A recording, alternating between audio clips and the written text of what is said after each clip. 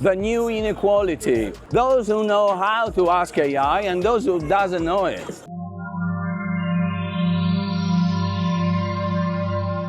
The real divide today is not between those who own a computer and those who don't. It's not even about fast internet access. It's something more subtle and more dangerous between those who know how to ask AI right questions and those who don't know it. Because writing a random prompt isn't enough.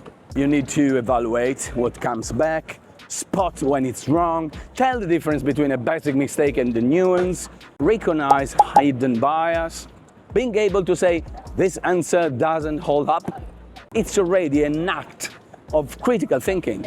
Students who treat AI like a homework generator end up dependent on it. Those who learn how to use it as a tool, not a substitute, grow. They learn how to question the technology instead of being ruled by it. Here in the United States, half of universities still don't provide institutional access to generative AI tools. That means students with money and resources can afford premium versions, private courses, targeted training.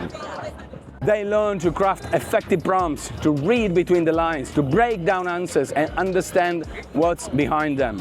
The others fall behind, forced to trust blindly whatever shows up on their screens, and without the skills to separate truth from error. This is the new form of digital literacy. Not knowing how to challenge and automatically answer. Not being able to say, this time the AI is wrong. Not seeing the line between the real reasoning and copy-paste. It's an invisible divide, but a devastating one, because it marks who will control the technology and who will be controlled by it, who will use AI as a lever to think better, and who will let it become a crutch that weakens them instead. That's a new truth.